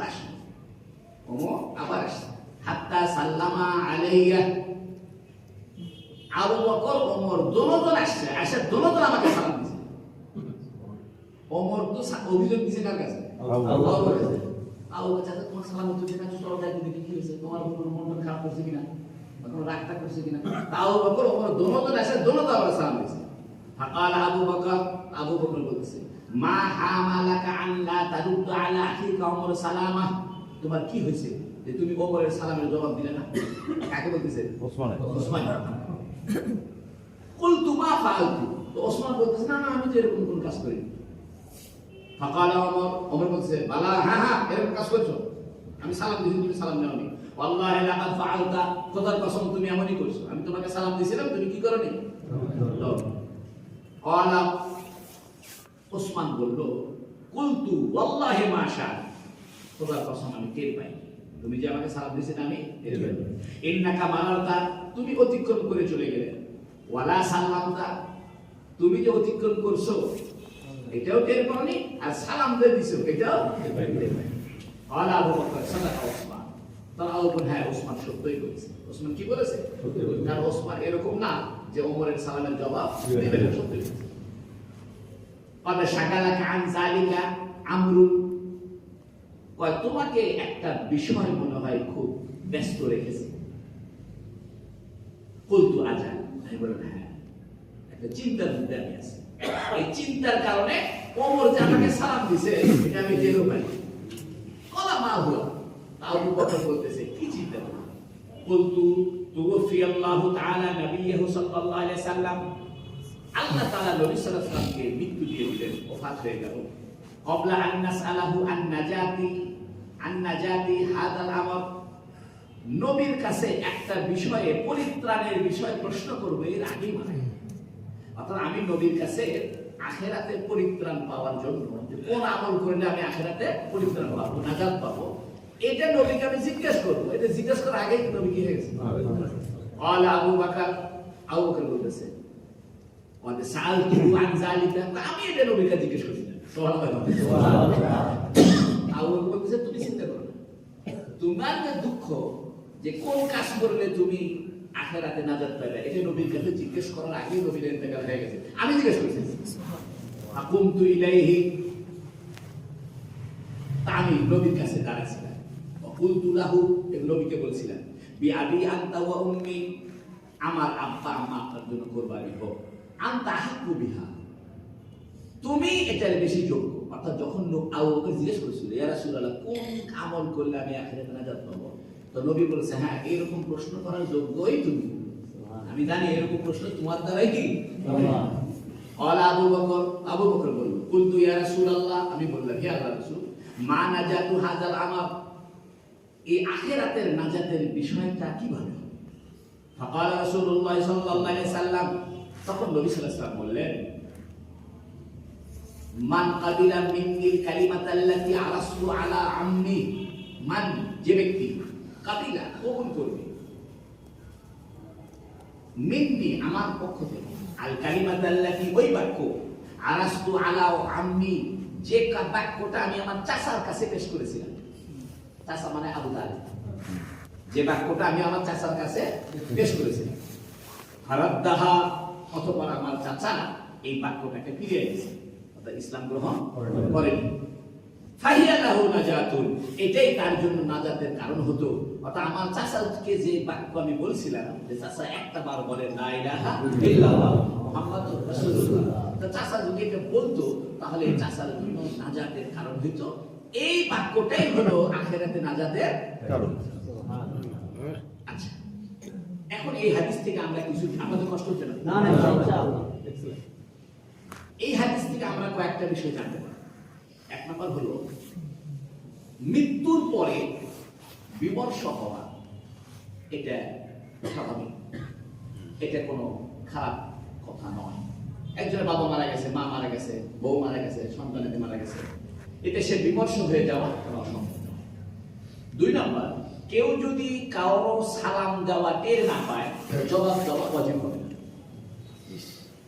মনে করেন আমি হুন্ডা চালাচ্ছি, একজন সালাম দিল, আমি শুনি, আমি সালামের উত্তর দিই, এটা আমার কোনো গুনাহ হবে না, এবং ওই লোকেরও আমার উপরে খারাপ ধারণা করা ঠিক হবে। এরকম বহু মানুষ বলে, হুজুর সেই দিন আপনি রিক্সা চলে যাচ্ছিলাম, আপনি সালাম দিয়েছিলেন, আমি রিক্সা চলে যাচ্ছি চিন্তা করছি আজকে মাদ্রাসা যে ক্লাস করাবো, সেই ক্লাস কিভাবে উপস্থাপন করবো, সেই চিন্তার মধ্যে আমি আপনার সালামই শুনি। আমি যখন হুন্ডায় বাসার থেকে মাদ্রাসায় যাচ্ছি, আমার মাথার মধ্যে চিন্তা হচ্ছে আজকে এই ক্লাসটা করাবো, এইভাবে এভাবে হবে, অথবা এই ক্লাসের পরে এই কাম লোকজন আসবি, ওয়াজের দাওয়াত দিবি, মেহমান আসবি, মেহমানের ভাত খাবো না, ভাত খাওয়ার আসে না, প্রতিদিনই তো মেহমান আসে বাইরে, আমার মাথার মধ্যে চিন্তা আছে না, মেহমান আসবে ভাত খাওয়াবি, চা বিস্কুট খাওয়াবি, এই চিন্তার মধ্যে তার সালামটা আমি টের পাইনি। অর্থাৎ কেউ যদি কারো সালাম টের না পায়, তাহলে সে যদি সালামের জবাব না দেয়, তাহলে এতে কোনো অভিযোগ করার কিছু নাই, মন খারাপ করার কিছু নাই। তো ওমর মন খারাপ হলে উত্তর দিল, ওই আবু বকরের কাছে গেল, বলতেছে এটা এই জন্য গেল যে ওমর ওসমানকে ভালোবাসে, তার সন্দেহ হয়েছে কে আমার সালামের জবাব দিল না কেন, ওসমান আমার উপর রাগ করছে। এর দ্বারা বোঝা গেল সালামের জবাব দেওয়া উচিত, কারণ সালামের জবাব না দিলে একটা মানুষ মনে দুঃখ পায়। সালামের জবাব না দিলে কি পায়? আপনাকে সালাম দিলে আপনি উত্তর দিলেন, তাহলে আমি কষ্ট পাবো না। এই জন্য সালাম দেওয়া সুন্দর, জবাব দেওয়া কি হ্যাঁ ওয়াজিব, মানে তো ফরজের কাছাকাছি, তো ওয়াজিব পাঁচ দিলে পাঁচ হবে। এখন দেখেন হযরত ওমর ওসমানকে এত ভালোবাসে, ওসমান সালামের জবাব না দেওয়ার কারণে যে গুনাহগার হয়েছে, সে যেন গুনাহগার না হয়, এটার জন্য অভিযোগ নিয়ে গেছে আবু বকরের কাছে। বুঝছেন? মানে রাগ করে অভিযোগ নিয়ে গেছে আবু বকর, দেখেন আমি সালাম দিয়েছি, ওসমান সালামের জবাব দেয়নি, এটা সাথে গুনাহগার হয়ে গেল, আপনারা বিচার করবেন, ঠিকঠাক করে দেবেন। এখান থেকে বোঝা গেল যে দুইজনের ভিতরে যদি কোনো রকমের কখনো মনোমালিন্য সম্ভাবনা থাকে, তাহলে উপরস্থ কোনো মানুষের কাছে যাওয়াটা চলবে। যেমন ওসমান আর ওমর এই বিষয়টাকে নিয়ে গেছে কার কাছে? আচ্ছা, রাসূল সাল্লাল্লাহু আলাইহি ওয়াসাল্লাম ডাইরেক্ট বলে দিত যে ওই বাক্যই হলো আখিরাতের নাজাত, লা ইলাহা ইল্লাল্লাহ। তা না বলে বলতেছে যে ওই বাক্যটাই হলো নাজাতের বাক্য, যে বাক্য আমি পরিবেশন করেছিলাম আমার চাচার কাছে, কিন্তু চাচা এটাকে ফিরিয়ে দিয়েছে। আগে বলে আসলো লা ইলাহা ইল্লাল্লাহ, লা ইলাহা ইল্লাল্লাহ, এখন লা ইলাহা ইল্লাল্লাহ না বলে চাচার সাথে কানেকশন করে দিয়েছে। কথা বুঝেন নি? কথা এটা কেন কি? অর্থাৎ হুজুর সাল্লাল্লাহু আলাইহি ওয়াসাল্লাম সরাসরি বলে দিত যে এটা হলো আখিরাতের নাজাতের বাক্য, হলো লা ইলাহা ইল্লাল্লাহ। এটা না বলে কি বলছে? যে আমি চাচাকে যে কথা বলছিলাম সেই কথা চাচা ফিরিয়ে দিয়েছে, ওই কথাটাই হলো আখিরাতের নাজাতের কথা। এটা বলা দরকার, এটা বলার দরকার হলো রাসূল সাল্লাল্লাহু আলাইহি ওয়াসাল্লাম বুঝিয়ে দিয়েছে, শোনো আবু তালেব সারা জীবন কাফের ছিল, মৃত্যুর আগ মুহূর্তে আমি আবু তালেবের বাড়িতে গেছিলাম, বাস্তব হাদিস আছে। রাসূল সাল্লাল্লাহু আলাইহি ওয়াসাল্লাম আবু তালেবের মৃত্যুর আগ মুহূর্তে আবু তালেবের বাড়িতে গেছিলেন, যা বলতে চাচা একটা বার খালি বলে দেন যে আমার ভাতিজার দিন সত্য, আল্লাহ ছাড়া কোনো মাবুদ নাই, আর আমি আপনার ভাইসা মুহাম্মদ আল্লাহর পক্ষ থেকে রাসূল। এই কথাটা খালি একবার আমার সামনে স্বীকার করে। তা আবু তালেব স্বীকার করবে ভাব। এর মধ্যে আবু জাহেল বাড়ি বলছে, আবু জাহেলের সাথে এদের আবার বন্ধুত্ব ছিল, এরা কি বলছে? আবু জাহেল আবার বলছে, আবু তালেব তুমি আরবের নেতা, এই ভাইস্তার কাছে মনে রাখবে আর তুমি বাপদাদার ধর্মে অস্বীকার করবে? তখন আবু তালেব ইচ্ছা থাকার পরও আর কলেমাটা বলে। তখন নবী রাসূল কাঁদে দিয়েছে।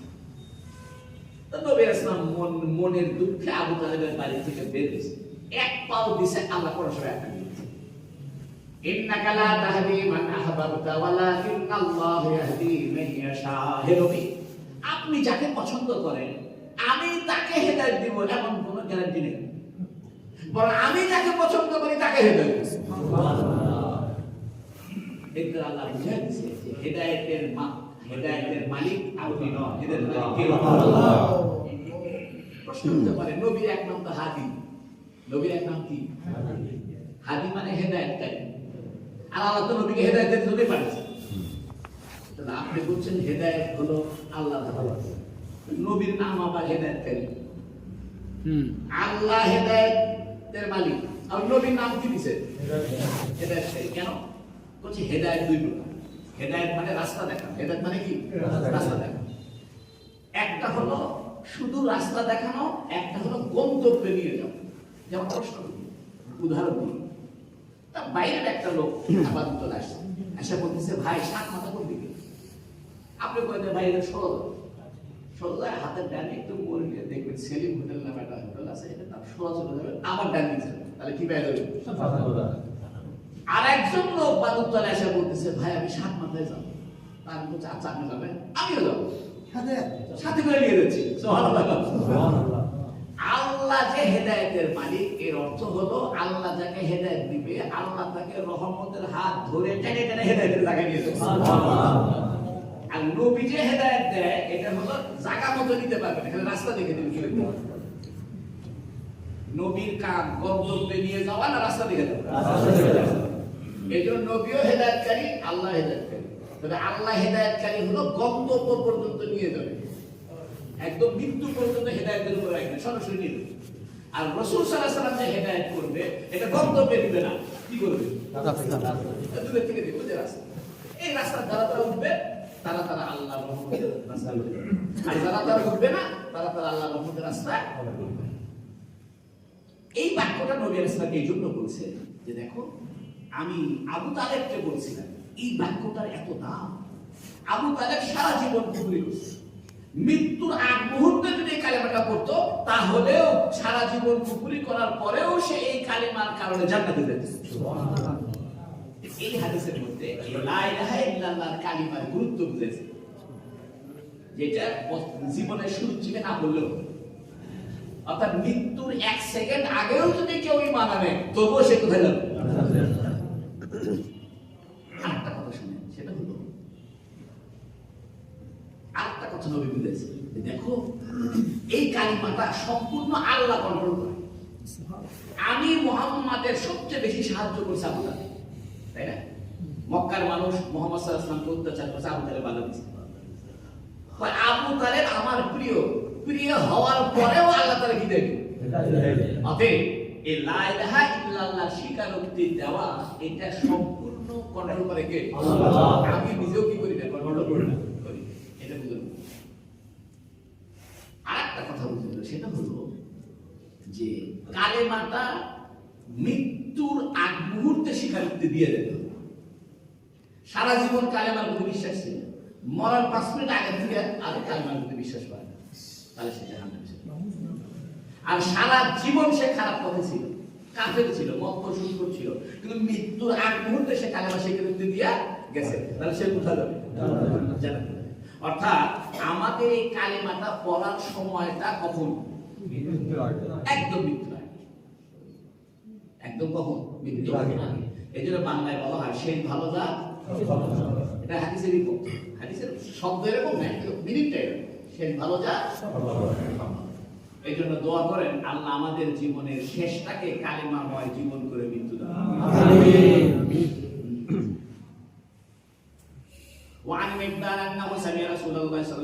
কয়েকটা হাদিস শেষ করে দিই। হ্যাঁ, আপনার কষ্ট হচ্ছে না তো?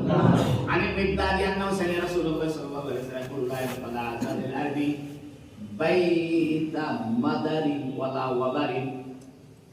হুজুর সাল্লাল্লাহু আলাইহি ওয়াসাল্লাম বলেন, জমিনের বুকে এমন কোন ইটের ঘর, এমন কোন পশমের ঘর থাকবে না, ইল্লা আদখালাহুল্লাহু কালিমাতাল ইসলাম, তবে আল্লাহ সেই ঘরে ইসলামের কালিমা লা ইলাহা ইল্লাল্লাহকে ঢুকায় দিবেন। সুবহানাল্লাহ। অর্থাৎ কিয়ামতের আগে এমন কোন পৃথিবীতে ঘর থাকবে না যে ঘরের মানুষ জানে না লা ইলাহা ইল্লাল্লাহ বলে একটা কথা আছে। অর্থাৎ তাওহীদ নামক একটা কনসেপ্ট আছে, তাওহীদ নামক একত্ববাদ নামক একটা বিষয় আছে। এই বিষয়টা আল্লাহ মানুষের ঘরে ঘরে ঢুকাবে, পৃথিবীর যে কোনো জায়গায়, সব জায়গায়। মুদার বলা হয়, মাদার বলা হয় কাঁচা ইট, আর ওয়াবার বলা হয় পশম। আরব দেশে যারা শহরের মানুষ এরা ইটের বাড়ি, আর গ্রামের মানুষ এগুলো হলো আপনার ওই ভেড়ার পশম, উটের পশম, ঘোড়ার পশম। এই পশমের যে চামড়া আছে, ওই চামড়া দিয়ে বেড়াটারা দিয়ে আগে ঘর বানায়। এর উদ্দেশ্য হলো শহরে এবং গ্রামে। শহর বলতে ইটের বাড়ি, আর গ্রাম বলতে চামড়ার পশমের বাড়ি। প্রশ্ন হতে পারে, নবীর যুগে তো গোটা পৃথিবীর ঢোকেনি, তাই না? নবীর ইন্তেকালের পরও তো পৃথিবীর সব জায়গায়, সব ঘরে ঘরে তো কালেমা প্রবেশ করে। মুহাদ্দিসিন কেরাম বলতেছে এটা দুই অর্থ। একটা অর্থ হলো নবীর জীবদ্দশায় জাজিরাতুল আরব, অর্থাৎ নবীর জীবদ্দশায় আরব ভূখণ্ডের ঘরে ঘরে কালেমা পৌঁছে গেছে, কেউ মানছে কেউ মানে। আর মেহেদী আলাইহিস সালাম যখন আসবে, ইমাম মেহেদী আলাইহিস সালাম যখন আসবে, তখন পৃথিবীতে একটা ঘরেও কোনো কাফের থাকবে না, গোটা দুনিয়ার সবাই মুসলমান হবে। সুবহানাল্লাহ।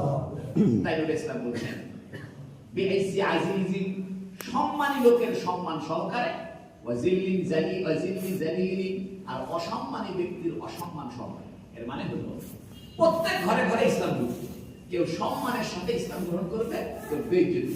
কিরকম? যারা দিল ভালো, অন্তর ভালো, সম্মানী মানুষ, এরা নিজের থেকে ইসলাম গ্রহণ করবে, সম্মানের সাথে সে ইসলাম গ্রহণ করবে, ইসলামও তাকে সম্মানিত করবে। আর কিছু মানুষ আছে এরা ইসলাম গ্রহণ করবে না, কিন্তু মুজাহিদদের চাপে এরা জিজিয়া দিতে বাধ্য হবে। জিজিয়া মানে ট্যাক্স, কর দিতে বাধ্য হবে। তখন পৃথিবীর মানুষ দুই ভাগ, এক ভাগ সব মুসলমান, আর 2,500-1000 যদি কাফের থাকেও এরাও মুসলমানদের নতি স্বীকার করে ট্যাক্স দিতে কি হবে? বাধ্য হবে। এভাবে গোটা পৃথিবীর প্রত্যেকটা ঘরে ঘরে, কাঁচা ঘরে, পাকা ঘরে, শহরে, গ্রামে, পাহাড়ে, জঙ্গলে এমন কোনো মানুষ নাই যে মানুষ হয় ইসলামের ভিতরে, না হয় ইসলামের আন্ডারে কি দিতে হবে?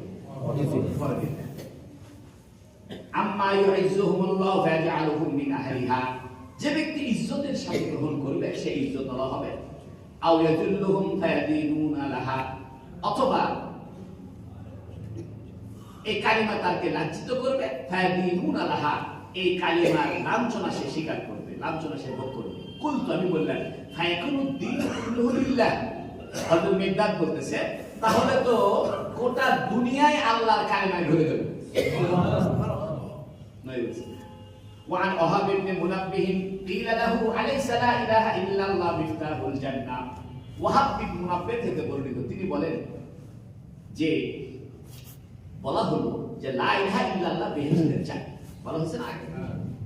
ওয়ালা বালা, তো লোকে বলে হ্যাঁ লা ইলাহা ইল্লাল্লাহ বেহেশতের চাবি, ওয়ালাকিন লাইসা মিফতাহু ইল্লা ওয়ালাহু আসনান, তবে এটা শুধু চাবি না, এই চাবির কিছু দাঁত আছে, করা আছে, করা। চাবি কি সোজা হয় না একটু খাঁচ খাঁচ খাঁচ খাঁচ হচ্ছে? চাবি ঠিকই, কিন্তু চাবি কি আছে? খাঁচ খাঁচ আছে। ফাইন জিদা বিমিফতাহিন লাহু আসনানুন, যদি তুমি এমন চাবি নিয়ে আসো দুনিয়া থেকে যে চাবির মধ্যে খাঁচ কাটা আছে, ফুতিহা লাকা, তাহলে এই চাবি দিয়ে জান্নাতের দরজা খুলবে। ওয়া ইল্লা লাম ইফতাহ লাকা, আর যে চাবির দাঁত নাই এরকম ভোতা চাবি নিয়ে আসলে জান্নাতের দরজা খুলবে না। এর মানে হলো খালি কলেমা পড়লে হবে না, আমলও করতে হবে। وعن ابي هريره رضي الله عنه قال قال رسول الله صلى الله عليه وسلم اذا احسن احدكم اسلامه, যখন কোন ব্যক্তি তার ইসলামকে সুন্দর করে, এক ঘন্টা পার হয়ে গেল না, হ্যাঁ, একটা অধ্যায় শেষ করে দিই। ফাকুল্লু হাসানাতিন ইয়ামালুহা তুকতাবু লাহু বিআশরি আমসালিহা ইলা 700 যিফিন। কোন মানুষ যদি ইসলামকে সুন্দর করে মানে ইখলাসের সাথে করে, কিসের সাথে করে? আল্লাহকে খুশি করার জন্য করে এবং রাসূল সাল্লাল্লাহু আলাইহি ওয়াসাল্লাম তরিকা মতো করে, তাহলে সে যদি একটা নেক আমল করে আল্লাহ তাকে সর্বনিম্ন 10 সওয়াবের থেকে 700 গুণ পরিমাণ সওয়াব দিবে। সুবহানাল্লাহ। সর্বনিম্ন সওয়াব কয়টা? 10। মুহাদ্দিস বলতেছে আরব দেশের মানুষ 700 কে অধিক বোঝে। 700 কে কি বোঝে? এর মানে অগণিত। কারণ কোরআন শরীফে আছে বিগাইরি হিসাব। কোরআন শরীফে কি আছে? এখানে 700 বলতো, এখানে 700 বলতো, এটা অধিক বুঝে। আমরা বলি কোটি কোটি, হাজার হাজার, মানে অসংখ্য। আরব দেশেও অতিরিক্ত বুঝাইতে বললো 700। আসলে এখানে অরিজিনাল 700 উদ্দেশ্য না, অগণিত সব। ওয়াকুল্লু সাইয়্যাতিন ইয়ামালুহা বিকাবু বিমিসলিহা তাআলা ইয়াল্লাহু মুত্তাফাকুন আলাইহি। আর একটা গুনাহ যদি কেউ করে, গুনাহ কয়টা লেখা হবে? একটাই। এই হাদিসের সাথে কলেমার হাদিসের কোনো কানেকশন নেই। ইতিপূর্বে যে হাদিসগুলো যাচ্ছে সবগুলো হাদিস কার সাথে কানেকশন? লা ইলাহা ইল্লাল্লাহর সাথে। এর সাথে তো লা ইলাহা কানেকশন। ওই যে সাবির সাথে দাঁতের কানেকশন করলো না, দাঁত মানে কি? আমল। ওই খাস কাটা মানে কি? আমল। ওই আমলের ফলাফল কি হবে? এই জন্য পরের হাদিসে বলতেছে যে একটা আমল করবে সর্বনিম্ন 10 সওয়াব, সর্বোচ্চ অগণিত সওয়াব। সুবহানাল্লাহ। ওয়া আন আবি উমামা আন্না রাজুলান সাআলা রাসূলুল্লাহ সাল্লাল্লাহু আলাইহি ওয়াসাল্লাম মাল ঈমান। আবু উমামা থেকে বর্ণিত এক ব্যক্তি রাসূলকে জিজ্ঞেস করলো, ইয়া রাসূলুল্লাহ, ঈমান কি জিনিস? ক্বালা ইযা সাররাতকা হাসানাতুকা, তোমার নেক আমল তোমাকে যদি খুশি করে, ওয়া সাআতকা সাইয়্যাতুকা, আর তোমার বদ আমল তোমাকে যদি ব্যথিত করে। অর্থাৎ তুমি ঈমানদার কিনা এটার প্রমাণ হলো নেক আমল করলে ভালো লাগে, খুশি লাগে, আর খারাপ আমল করলে খারাপ লাগে। ফাআনতা মুমিন, তাহলে বুঝবে তোমার কি আছে? ঈমান আছে। ক্বালা ইয়া রাসূলুল্লাহ ফামাল ইসম, গুনাহ কি জিনিস? সাহাবী জিজ্ঞেস করলেন গুনাহ কি জিনিস? ক্বালা ইযা হাকা ফি নাফসিকা শাইউন, কোন জিনিস যদি তোমার অন্তরে অপছন্দ হয় বা দোদুল্যমানতা সৃষ্টি করে, ফাদাহু, এটা বাদ দাও, এটাই গুনাহ। অর্থাৎ গুনাহের বৈশিষ্ট্য হলো অন্তরে এটা কি করে? খারাপ লাগে। এখন প্রশ্ন হতে পারে, এখন বহু মানুষ গুনাহ করে, গুনাহ ভালো লাগে, বুঝছেন? যেমন গান গাওয়া, তারপরে গাঁজা খাওয়া, ফেন্সিল খাওয়া, বাবা খাওয়া, ইয়াবা খাওয়া, এটা খাইলেই আর কি লাগে? খুশি লাগে। নবী বলতেছে গুনাহ বলা হয় যেটা তোমার অন্তরে কষ্ট দিবে, আর সওয়াব বলা হয় যেটা তোমাকে খুশি করবে। তার উল্টা হয়ে গেছে। এর অর্থ হলো গুনাহ যদি তোমাকে ব্যথিত না করে, বুঝবে তোমার ভিতরে কি নাই? এটা ঈমানের সাথে কানেকশন। وعن عمرو بن عبسة رضي الله تعالى عنه قال أتيت رسول الله صلى الله عليه وسلم, বলতেছে সাহাবী আমি রাসূলের কাছে আসলাম, ফাকুলতু, আমি বললাম, ইয়া রাসূলুল্লাহ মা মাকা হাদাল আমর, এই ইসলামের বিষয়ে আপনার সাহায্যকারী কে হয়েছে? অর্থাৎ আপনি যে কলেমা তয়্যিবা প্রচার করলেন এটা সাহায্যকারী হয়েছে। ক্বালা হুররুন ওয়া আবদুন, আযাদ এবং গোলাম। আযাদ এবং গোলাম, অনেকে বলতেছে এখানে আযাদ বলতে আবু বকর, আর গোলাম বলতে যায়েদ বিন হারেস, রাসূলের গোলাম ছিল। এরা দুইজনই আমাকে সর্বপ্রথম কি করছে? অথবা তৎকালীন সময়ে পৃথিবীর মানুষ দুই ভাগে ভাগ ছিল, হয় ছিল মুক্ত স্বাধীন, না ছিল গোলাম, ক্রীতদাস। নবী বলতেছে আমার এই কলেমার ব্যাপারে মুক্ত স্বাধীন লোকেরাও আমাকে সাহায্য করছে, ক্রীতদাসরাও কি করছে? সাহায্য। কুলতু মাল ইসলাম, আমি বলি ইসলাম কি জিনিস? ক্বালা তিবুল কালাম, সুন্দর কথা বলা, সুন্দর কথা বলা ইসলাম, অথবা পবিত্র কথা বলা ইসলাম। ওয়া ইতাআমু তুআম, মানুষকে খানা খাওয়ানো, দাওয়াত দিয়া খানা খাওয়ানো, এটা ইসলাম। আচ্ছা, আগে গেছে ইসলাম হলো কালেমা, নামাজ, রোজা, হজ, যাকাত, মানে আছে না? এখানে নবী বলছে ইসলাম হলো সুন্দর কথা, খানা খাওয়ানো। তো বুঝাতে চাচ্ছে যে ইসলামের একটা মৌলিক বিষয় আর একটা হলো তার ফলাফল। অর্থাৎ তুমি যদি নামাজ, রোজা, হজ, যাকাত ঠিকমতো পালন করো, তাহলে তোমার ফলাফল দাঁড়াবে, তোমার কথা সুন্দর হয়ে যাবে, তুমি দুঃখের দুঃখী বুঝবে, মানুষকে মেহমানদারি করবে। তাহলে ওই হাদিসের মধ্যে, যে হাদিসের মধ্যে ইসলাম বলতে নামাজ, রোজা, হজ, যাকাত বুঝাইছে, ওটা হলো প্রিন্সিপাল বিষয়, মৌলিক বিষয়, মৌলিক ইসলামের বিধান। আর এটা হলো ওই বিধানের কি? ফলাফল। বিধানের কি? ফলাফল, প্রতিক্রিয়া। কুলতু মাল ঈমান, আমি বললাম ইয়া ঈমান কি জিনিস? ক্বালা সাবরু ওয়াস সামাহাতু, ধৈর্য এবং ক্ষমা করা, ধৈর্য এবং ক্ষমা। অন্য হাদিসের মধ্যে আছে ঈমান হলো লা ইলাহা ইল্লাল্লাহ, আল্লাহর প্রতি ঈমান, আখিরাতের প্রতি ঈমান, কিতাবের প্রতি ঈমান, রাসূলের প্রতি ঈমান, মৃত্যুর পরে পুনরায় জীবিত হওয়ার প্রতি ঈমান, তাই না? কিন্তু এই হাদিসের মধ্যে বলতেছে ঈমান হলো ধৈর্য আর ক্ষমার নাম। এর মানে হলো তুমি যদি আল্লাহর প্রতি ঈমান রাখো তাহলে ইবাদতের বন্দেগীর প্রতি কি থাকবে? ধৈর্য থাকবে। আর মানুষের সাথে তুমি ক্ষমার আচরণ করবে। মানুষ তোমার সাথে খারাপ ব্যবহার করলে কি করবে? এটা হলো ফল। قال قلت أي الإسلام আমি বললাম ইয়া রাসূলুল্লাহ ইসলাম কি জিনিস? আই ইসলাম আফজাল, ইসলামের কোনটা উত্তম স্বভাব, অর্থাৎ ইসলামের ভিতরে কোন স্বভাবটা উত্তম? قال من سلم المسلمون من لسانه ويده, নবী বললেন যার হাত এবং মুখের দ্বারা অপর মানুষ নিরাপদ থাকে, অর্থাৎ আচরণের দ্বারা অপর মানুষ কি থাকে? নিরাপদ থাকে। قال قلت أي الإيمان أفضل ইয়া রাসূলুল্লাহ ঈমানের মধ্যে উত্তম ঈমান কোনটা? قال خلق حسن, উত্তম স্বভাব, উত্তম স্বভাবটাই ঈমান। قال قلت أي الصلاة أفضل, আমি বলি ইয়া রাসূলুল্লাহ নামাজের মধ্যে উত্তম নামাজ কোনটা? قال طول القنوت, দীর্ঘ সময় দাঁড়িয়ে থাকা, অর্থাৎ নামাজের মধ্যে দাঁড়ানোটার সময়টা বেশি, রুকু সেজদার চাইতে দাঁড়ানোর সময়টা কি বেশি, দীর্ঘ সময় দাঁড়ায় থাকা কোরআন শরীফ পড়ে, এটা উত্তম নামাজ। قال قلت أي الهجرة أفضل, ইয়া রাসূলুল্লাহ কোন হিজরতটা উত্তম? قال أن تهجر ما كره ربك, তোমার রব যেটা অপছন্দ করে এটা তুমি ছেড়ে দাও, অর্থাৎ তোমার আল্লাহ যেটা অপছন্দ করে গুনাহ ছেড়ে দাও। قال فقلت أي الجهاد أفضل, দেখেন সাহাবীর প্রশ্ন কানিছে কোথা ইয়া রাসূলুল্লাহ জিহাদ কোনটা উত্তম? قال من عقر جواده وأهريق دمه, মান আকারা জাওয়াদাহু, যে ব্যক্তি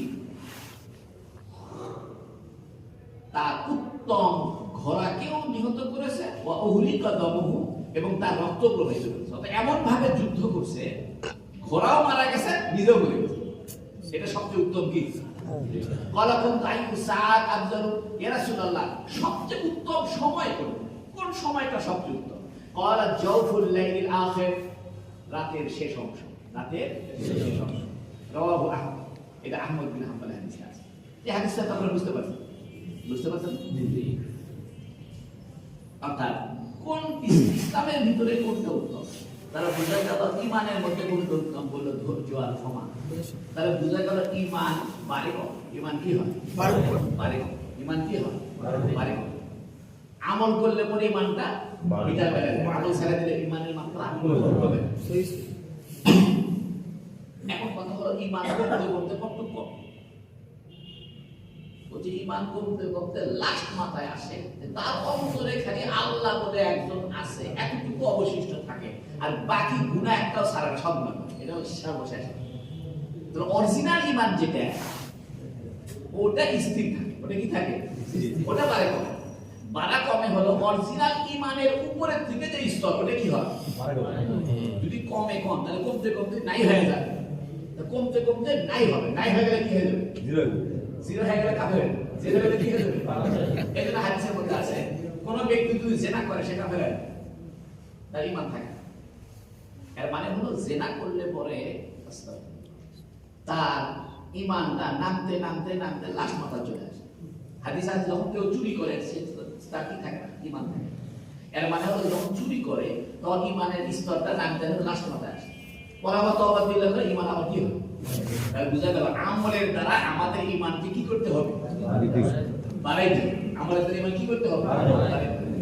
সর্বশেষ হাদিস হয় আন মুআয ইবনে জাবাল রাদিয়াল্লাহু আনহু قال سمعت رسول الله صلى الله عليه وسلم يقول من لقي الله لا يشرك به شيئا, যে ব্যক্তি আল্লাহর সঙ্গে সাক্ষাৎ করবে, আল্লাহর সঙ্গে শিরিক করে নাই এমন অবস্থায়, ওয়া ইসাল্লিল খামসা, পাঁচ ওয়াক্ত নামাজ পড়েছে, ওয়া ইয়াসুমু রমাযানা, রমজানের রোজা রাখছে, গুফিরা লাহু, আল্লাহ তার সব গুনাহ মাফ করে। সুবহানাল্লাহ।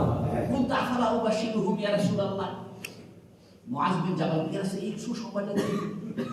এই সুসংবাদটা কি করি? নামাজ পড়বে, রোজা রাখবে, আর আল্লাহর সঙ্গে শিরিক করবে না, এই কথাটা কয়ে দিই। কলা দা'হুম, নবী বলেন তাদেরকে ছাড়ো, ছাড়ো, করতে সংবাদ দেওয়ার দরকার নেই, ছাড়ো। ইয়ামালু, এরা আমল করুক। এরা কি করুক? আমল করুক। তাহলে বোঝা গেল ওই হযরত ওমরের হাদিসটা আগে, হাদিসটা পরে। ওই যে ওমরের সাথে যে নবীর দেখা হলে ধাক্কা দিয়ে ফেলে দেওয়া আবু হুরায়রাকে, ওই হাদিসের পরেও আল্লাহ নবীকে বারবার বলছে এটা তাড়াতাড়ি বন্ধ, তাড়াতাড়ি বন্ধ। আপনি লা ইলাহা ইল্লাল্লাহ বলে কি হবে? জান্নাতে যাবে। নবী বলছে সাহাবাদের পথ দরকার নেই। আচ্ছা পথ দরকার নেই বলে দিয়েছে। কথা বুঝলেন? মুআয বিন জাবালকে নবী বলে এটা বলা দরকার নেই, সাইয়েদটা ওর আমল করুন। তো আমরা হাদিস পাই এর মানে হলো বলা একবারে নিষেধ না, এখন করো না, পরে করো। আর একটা অর্থ হলো যাকে তাকে বলো না, যার বুঝ খাটো অফ করো, তুমি নামাজ বাদ দিবে। এমন লোকে বলো যে লোকের বুঝ ঠিক আছে, সব বললেও নামাজ বাদ দিবি না, না বললেও বাদ দিবি। ঠিক আছে? তুমি মিশে একটা মত করে দেখো, এই ভাই কি খাও, মত করতে দাও, একবার না এটা বলে সব গুনাহ মাফ, জান্নাতে চলে যাবে। ওই লোক ভালোই তাহলে বোঝা গেল যে কোনো কোরআন হাদিসের বক্তব্য যাকে তাকে বলা যাবে না। এখন আমরা ওয়াজ মাহফিলে হুজুররা শুরু করছি, যেগুলা কোরআন হাদিসের ভিতরগত গবেষণামূলক বিষয়, সেগুলা আউট করে পাবলিকে 14 ভাগে ভাগ করে কেউ করছে নবীদের তৈরি, কেউ করছে মাটির তৈরি, কেউ করে কিয়াম করা লাগবে, কেউ করছে কিয়াম করা লাগবে না, কেউ করে বিলাত করা লাগবে, মানে মেশাকার করে। এইগুলো আসলে গবেষণার বিষয়, এটা কোনো মাঠের ময়দানে ওয়াজ করা বিষয় নয়। ওয়ানহু মুআয বিন জাবাল থেকে একটা হাদিস শেষ হাদিস, আন্নাহু সাআলা নবী সাল্লাল্লাহু আলাইহি ওয়াসাল্লাম আন আফজালিল ঈমান, তিনি উত্তম ঈমান সম্পর্কে জিজ্ঞেস করতে রাসূল, ইয়া রাসূলুল্লাহ সবচেয়ে উত্তম ঈমান কি? ক্বালা তুহিব্বু লিল্লাহ, তুমি আল্লাহর জন্য ভালোবাসবে, ওয়া তাবগাযু লিল্লাহ, আল্লাহর জন্যই বিদ্বেষ রাখবে, ওয়া তা'মালু লিসানাকা ওয়া তু'মালু লিসানাকা বিযিকরিল্লাহ, আল্লাহর জিকিরে তোমার জবানকে ব্যস্ত রাখবে। সুবহানাল্লাহ। ক্বালা ওয়া মাযা ইয়া রাসূলুল্লাহ, তুমি ইয়া রাসূল এটা কেমনে? অর্থাৎ আল্লাহর জন্য ভালোবাসা, আল্লাহর জন্য ক্বালা ওয়া ইন তুহিব্বু লিন-নাস মা তুহিব্বু লিনাফসিকা, তুমি তোমার নিজের জন্য যা পছন্দ করো অপর ভাইয়ের জন্য কি করবে? সেই করবে। ওয়া তাকরাহু লাহুম মা তাকরাহু লিনাফসিকা, তুমি নিজের জন্য যেটা অপছন্দ করো অপরের জন্য সেটা অপছন্দ করবে। এটাই হলো আল্লাহর জন্য ভালোবাসা, আল্লাহর জন্য। আমি নিজের জন্য যা ভালোবাসি অপরের জন্য তাই ভালোবাসি, এটা আল্লাহর জন্য ভালোবাসা। আর নিজের জন্য যেটা যা অপছন্দ করি এটা অন্যের জন্য সব অপছন্দ, এটা আল্লাহর জন্য অপছন্দ। প্রশ্ন হলো দুই বন্ধু, এই কথাটা শুনুন, দুই বন্ধু মিলে নাস্তা করতে পারছে, আকবরে হোটেলে ঢুকছে, আমি আর আমার সাথে একজন নিয়ে গেছি, তা আমি খাবো খিচুড়ি, ওই দোস্ত করছে ভাইয়ের পড়া জানেন হাদিসের মাঝে নিজের জন্য যা পছন্দ করো অপরের জন্য তাই পছন্দ করো, আমি খিচুড়ি খাবো তোমারও খিচুড়ি খাবে, এটা উদ্দেশ্য নয়। এটা এই উদ্দেশ্য করতে জুলুম হয়ে যাবে। মনে করেন আমি সাদা কালার পছন্দ করি, আর একজন সাদা কালার পছন্দ করেন, আমি তো জোর করে সাদা কালার বলাবো না, তাহলে তোমার মনের বিরুদ্ধে। এর অর্থ হলো যে তোমার কাছে তোমার পছন্দের মূল্যায়ন যেমন আছে, অপরের ভাইয়ের কাছে অপরের পছন্দের মূল্যায়ন আছে। তো তুমি তোমার নিজের কাছে নিজের পছন্দের মূল্যায়ন করো, অপরের কাছে অপরের পছন্দের মূল্যায়ন করো। তাছাড়া আমাকে একজন প্যান্ট শার্ট পছন্দ করে, আমি বলি হুজুর আমি তো প্যান্ট শার্ট পছন্দ করি, এই যে আপনার জন্য একটা প্যান্ট শার্ট কিনছি। কেন ভাই? হাদিসের মধ্যে আছে নিজের জন্য যা পছন্দ করবে অপরের জন্য যা পছন্দ করবে। আমার নিজের জন্য আমি প্যান্ট শার্ট পছন্দ করছি, তা আপনার জন্য একটা প্যান্ট শার্ট দিচ্ছি, আপনি এর গায়ে খালি জমে না। আল্লাহ আমাদেরকে তৌফিক দান করুন। আমিন। সবাই জোরে